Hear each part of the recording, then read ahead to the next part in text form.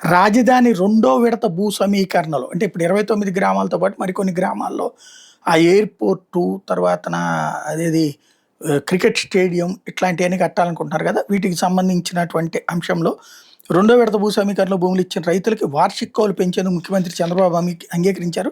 వాళ్ళకి ఇదివరకు ఎకరానికి ఏడాదికి కౌలు 30,000 ప్రకటిస్తే దాన్ని ఇప్పుడు 40,000గా ప్రకటించగా దాన్ని ఇప్పుడు 40,000కు పెంచారు. 10 ఏళ్ల పాటు కౌలు చెల్లిస్తామని ఏటా రూ. 3,000 చొప్పున పెంచుతామని ప్రకటించారు. ఒక్కో కుటుంబానికి 1,50,000 వరకు వ్యవసాయ రుణమాఫీకి అంగీకరించారు. రెండో విడత భూ సమీకరణ చేస్తున్న తాడికొండ, పెదకూరపాడు నియోజకవర్గాలకు చెందిన పలు గ్రామాల రైతులతో ముఖ్యమంత్రి చంద్రబాబు ఉండవల్లిలోని క్యాంప్ కార్యాలయంలో శుక్రవారం రాత్రి 2 విడతలుగా సమావేశమయ్యారు. అర్ధరాత్రి 12 గంటల వరకు ఈ సమావేశం జరిగింది. రాజధాని నిర్మాణానికి భూములు ఇచ్చినటువంటి రైతులు ఎవరికి అన్యాయం జరగదని ముఖ్యమంత్రి హామీ ఇచ్చారు. ఈ భూముల్లో ప్రపంచ స్థాయి రాజధాని నగరాన్ని నిర్మించే బాధ్యత తనదని చెప్పారు. రైతుల బ్రాండ్ అంబాసిడర్గా మరి భూ సమీకరణ ప్రక్రియను విజయవంతం చేయాలని కోరారు. రాష్ట్ర ఆర్థిక పరిస్థితిని అర్థం చేసుకుని భూ సమీకరణకు సహకరించండి. కేంద్రం పూర్తి సహాయ సహకారాలు అందించడం వల్ల రాజధాని నిర్మాణం వేగంగా జరుగుతోంది అని చంద్రబాబు చెప్పుకొచ్చారు.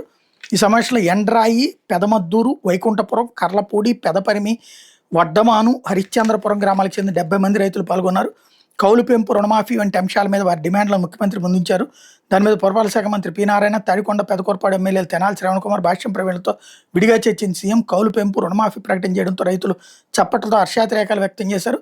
తమకు అభివృద్ధి చేసిన స్థలాన్ని ఇన్నర్ రింగ్ రోడ్డుకు లోపల ఇవ్వాలని కర్లపూడి గ్రామస్తులు కోరారు. తమకు ఒకే చోట స్థలాలు ఇవ్వాలని ఎండ్రాయి, పెదమద్దూరు, కర్లపూడి, వైకుంఠపురం గ్రామాల రైతులు విజ్ఞప్తి చేశారు. వాటి మీద సీఎం స్పష్టమైన హామీ ఇవ్వలేదని సమాచారం అన్నట్టు హైలైట్ చేశారు.